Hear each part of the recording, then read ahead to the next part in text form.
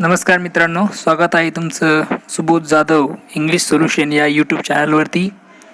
तर आज आपण बघणार आहोत ऑन सेईंग प्लीज या लेसनचा दुसरा पार्ट. ज्या लेसनचं लिखाण म्हणजे ऑन सेईंग प्लीजचं लिखाण हे अल्फ्रेड जॉर्ज गार्डनर यांनी केलेलं होतं. तर सेकंड पार्ट आपण बघतोय. पहिल्या पार्टमध्ये आपण अभ्यासलं आहे की चांगल्या वागण्याची काय चांगलं कशासाठी वागायला पाहिजेत. कारण जर आपण चांगलं वागलं नाही तर निश्चितच आपण काय करतोय, इतरांचे दिवस खराब करतोय आणि स्वतःला सुद्धा आपण त्रास करून घेतोय. तर एक उदाहरण ज्यामध्ये दिलेलं आहे त्यांनी लिफ्टमॅनचं, की ज्या लिफ्टमॅनने एका पॅसेंजरला लिफ्टच्या बाहेर फेकून दिलं. कारण होतं की तो जो काही पॅसेंजर आहे तो त्या लिफ्टमॅनला डायरेक्टली प्लीज हा शब्द न वापरता तो डायरेक्टली टॉप हा शब्द वापरला किंवा मला वरती घेऊन चल हा शब्द त्याने वापरला. त्यामुळे रागामध्ये त्या लिफ्टमॅनने काय केलं तर त्याला बाहेर फेकून दिलं. पण यामध्ये काय झालं की जी शिक्षा व्हायला पाहिजे ती लिफ्टमॅनला झाली, कारण त्यांनी फिजिकली टच त्या व्यक्तीला केलं त्यामुळे. पण ॲक्च्युली तशा प्रकारचं म्हणजे फिजिकली याला हॅरेसमेंटला किंवा फिजिकल त्रासालाच आपल्याकडे काय आहे तर लॉ बनवले गेलेले आहेत. जे आपण हे वागतो वाईट वागतो, बॅड जसं इल मॅनर ज्याला आपण म्हणतो किंवा मग डिस्कर्टसी ज्याला आपण म्हणतो, तशा प्रकारच्या वागण्याला कुठल्या प्रकारचे लॉ वगैरे बनवले गेलेले नाहीत. तर आता आपण या सेकंड पार्टमध्ये एका बस कंडक्टरबद्दल आपण माहिती घेणार आहोत. तर बघूया काय दिलेलं आहे. आणि हेही सांगितलेलं आहे पहिल्या भागामध्ये की प्लीज आणि थँक्यू सारखे वर्ड्स, थँक्यू सारखे जे वर्ड्स आहेत ते सुद्धा खूप महत्त्वाची भूमिका बजावत असतात नेहमीच्या दैनंदिन जीवनामध्ये. या शब्दांमुळे काय असतात तर बरेचसे जे काही अडचणी असतील त्या इझिली दूर होतात. तर बघूया आता काय दिलेलं आहे सेकंड पार्टमध्ये. वाचतोय मी. I should like to feature in this connection my friend the polite conductor.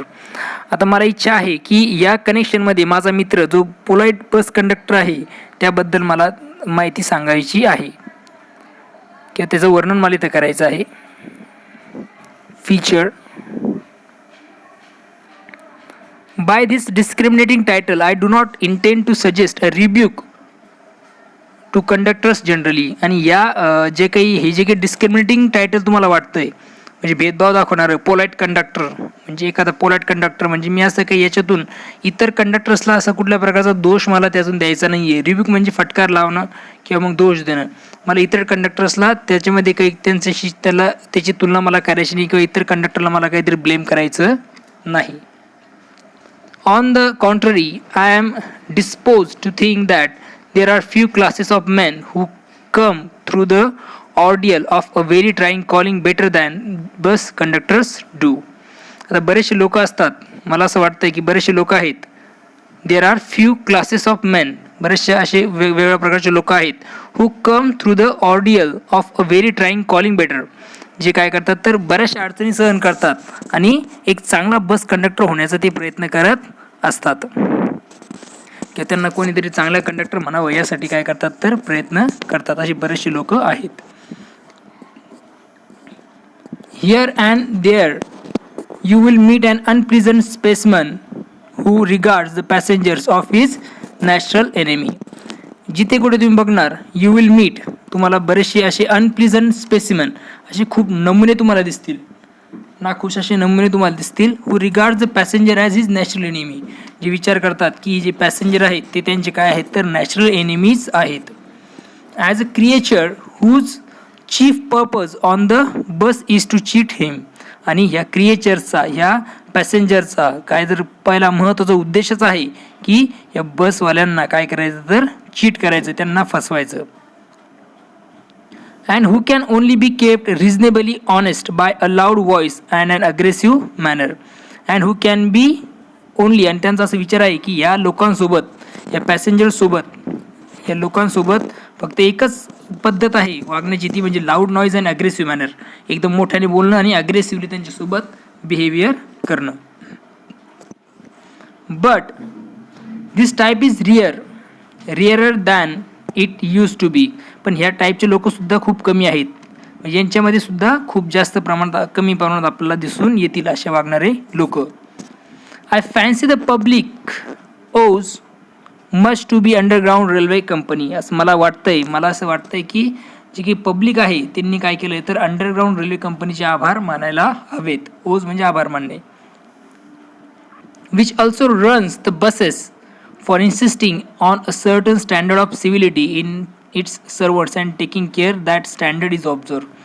कशासाठी आभार मानले पाहिजेत की ही जी काही अंडरग्राऊंड रेल्वे कंपनी आहे ती त्या रेल्वे व्यतिरिक्त बसेस सुद्धा ते रन करतात अँड इन्सिस्ट ते प्रयत्न करतात. They tried that to maintain the standard maintain करण्याचं की ज्यामध्ये लोकांना चांगल्या प्रकारचं काय होईल तर ट्रीटमेंट त्यांना मिळू शकेल. In doing this is not only make things pleasant for traveling public but perform an important social service. इथे लेखकाला असं सांगायचं आहे की जे काही एक सिव्हिलिटी मेंटेन करण्याचं काम म्हणजे सिव्हिलिटी जे सर्वंट आहेत ते एक सिव्हिलिटी त्यांनी मेंटेन केली पाहिजेत. पद्धत ते स्टँडर्ड ते मेंटेन केलं पाहिजेत आणि ते ऑब्झर्व करण्याचं कामसुद्धा अंडरग्राऊंड रेल्वे कंपनी करते. आणि यामुळे काय होतं आहे की एक लोकांची जी काही यात्रा आहेत त्या कशा होतात तर सफल आणि चांगल्या होतात. But perform and important service आणि याबरोबर ते लोकांच्या चांगल्या यात्रा ट्रॅव्हलिंग जर सक्सेसफुल करत नाहीत त्याबरोबर ते काय करतात तर एक सोशल सर्व्हिससुद्धा चांगल्या प्रकारची देण्याचं काम करत आहेत. बघा पुढचा पॅसेज काय आहे. It is not therefore with any feeling of unfriendliness to conductors as a class that I pay a tribute to a particular member of that class. It is not therefore with any feeling of unfriendliness. आता माझ्या मनात कुठल्या प्रकारचं unfriendliness नाही आहे कोणाबद्दल to conductors as a class म्हणजे जे कंडक्टर असतील इतर त्यांच्यासोबत मला कुठल्याही प्रकारचं अनफ्रेंडलीनेस किंवा त्यांच्याबद्दल मला कुठल्या प्रकारच्या माझ्या मनात कुठल्या प्रकारची वाईट भावना नाही. That I pay a tribute to a particular member of that class आणि यातून मी काय करतोय एका माणसाला ट्रिब्यूट करतोय किंवा एका माणसाबद्दल बोलतोय एका कंडक्टरबद्दल बोलतोय. याचा अर्थ हा नाही की मी इतर कंडक्टर्सला काय इतर कंडक्टरसोबत मी अनफ्रेंडली आहे. ट्रिब्यूट म्हणजे एक पावती देणे किंवा मग एक थोडंसं चांगलं म्हणणे.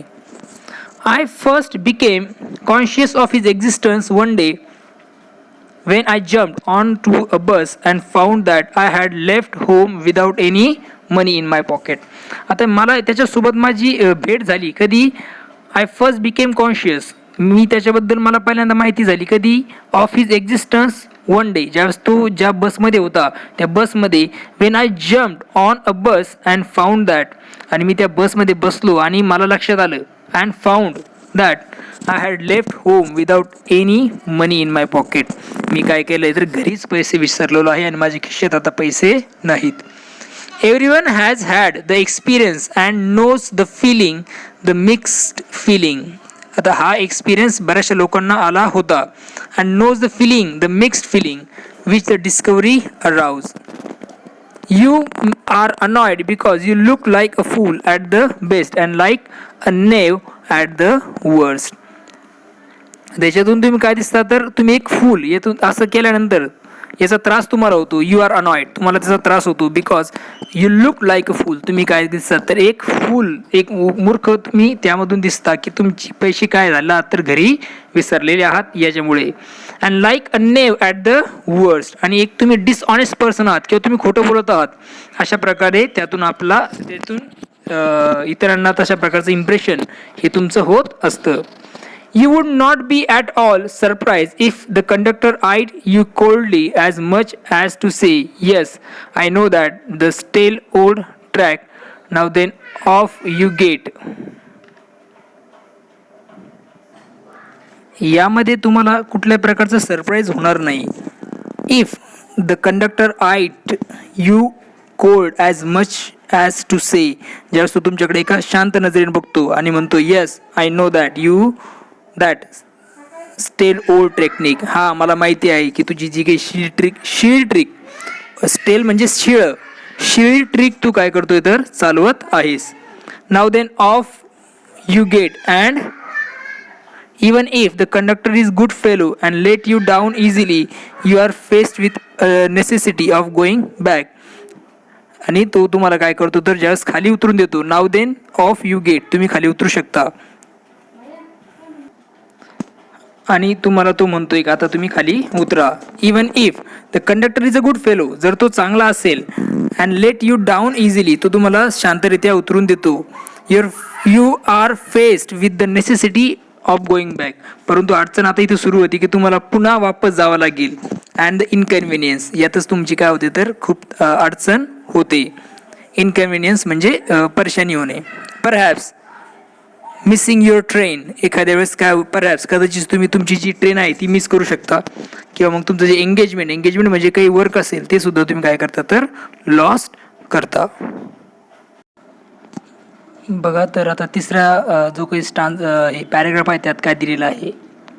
Having search my pockets in vain of for stray coppers and having found I was utterly penniless, I told the conductor with an honest face as I could assume that I couldn't pay the fare and must go back for the money. Having searched, आता इथं काय केलंय त्यांनी की विनाकारण, आता Wien म्हणजे काय सांगितलं, इन अ वेन म्हणजे काही उपयोग नाही त्याचा, आपण त्याला काय म्हणतो बेकारमध्ये. तिने काय केलं तर त्याच्या खिशामध्ये पैसे चेक केले की एखादा कॉपर म्हणजे कॉईन आहे, ओके, लो व्हॅल्यू म्हणजे कमी छोटे जसं कॉईन आपल्याकडे भारतात असतात रुपया, तशा प्रकारचे कॉपरचे कॉईन तिथं असतात. तर त्या कॉपरचे कॉईन त्याला मिळतात का खिशात, असं त्या लेखकाने चेक केलं. And having found I was utterly penniless, आणि त्याला कळालं की त्याच्याकडे एकही रुपया नाही किंवा एकही पेनी, म्हणजे त्या पैशाचं नाव तिथल्या की तिथं त्याच्या खिशामध्ये एकही पेनी नाही आहे, तो पेनीलेस आहे म्हणजे पैसे त्याच्याकडे नाहीत. I told the conductor with an honest face, आणि मी प्रयत्न केला की जितकं ऑनेस्ट मी माझा फेस करू शकेल तेवढं मी केला. And I could assume that I couldn't pay the fair, आणि मी त्याला सांगितलं की मी काय करू शकत नाही, पैसे पे करू शकत नाही. And must go back for money, आणि हेही सांगितलं की मी आता काय करतो, मी पुन्हा वापस जातो पैसे आणण्यासाठी. आता तो काय म्हणतो बघा, oh you needn't get off, that's all right said he. त्याची तुम्हाला उतरण्याची गरज नाही, तुम्हाला वापस जाण्याची गरज नाही. दॅट्स ऑल राईट, ठीक आहे. सेड ही, तो म्हणाला. ऑल राईट आय सेड, मी म्हणालो all right. But I haven't a copper on me, माझ्या खिशात एकही रुपया नाही किंवा माझ्या खिशात एकही कॉपरचा मनी नाही. I will book you through, he replied, तो म्हणाला ठीक आहे. आय विल बुक यू, मी तुला काय करतो तिकीट देतो. बुक यू म्हणजे तुला मी तिकीट देतो. थ्रू, ही रिप्लाइड, तो म्हणाला. Where would you want to go, तुला कुठं जायला आवडेल. And he handle his bundle of ticket with the air of a man who was prepare to give me a ticket for anywhere from the bank to हाँगकाँग, आणि त्याच्या हातात जे bundle आहे तिकीटचं ते तिने त्याच्या हातामध्ये असं पकडलं की तो मला कुठेही जाण्यासाठी मला तो काय करू शकेल, या जगामध्ये कुठे जाण्याचं तिकीट तो मला देऊ शकेल. फ्रॉम द बँक म्हणजे बँक हा एक एरिया असेल तिथला युकेतला, तिथून तर हाँगकाँगपर्यंत जाण्यासाठी म्हणजे जगात कुठे जाण्यासाठी तो मला तिकीट देईल, अशा प्रकारे त्यांनी त्याच्या हातात तिकीट बंडल पकडलं. I said it was a very kind of him, I said it was a very kind of him and told him where I want to go and he gave me the ticket. आता असं म्हटल्यानंतर I said it was a very kind, तो खूप kind असा व्यक्ती होता. And told हिम, आणि त्याला म्हणालो वेअर आय वॉन्ट, आणि मी त्याला सांगितलं की where I want to go, मला कुठं जायचं आहे. And he gave me the ticket I said, आणि मला जिथं जायचं आहे तिथलं तिकीट त्याने मला दिलं. But where shall I send the fair, आणि मी त्याला विचारलं की मी याचं तिकीट तुला कसं देऊ, याचे जे पैसे असतील ते कसे तुला देऊ. You will see me some day all right, he said cheerfully, आणि तो मला म्हणाला की मी तुला निश्चितच कुठेतरी एखाद दिवशी मी तुला काय होईल तर कुठेतरी बघेलच किंवा तुला कुठेतरी मी दिसेलच किंवा मी तुला कुठेतरी भेटेलच. तो असं आनंदाने चिअरफुली हॅपीली तो म्हणाला. ही टर्न टू गो, आणि तो तिथून निघून गेला.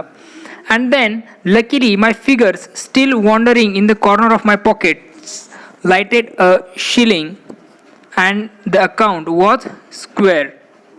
But the fact did not lessen the glow of pleasure which so good nature and action had given me.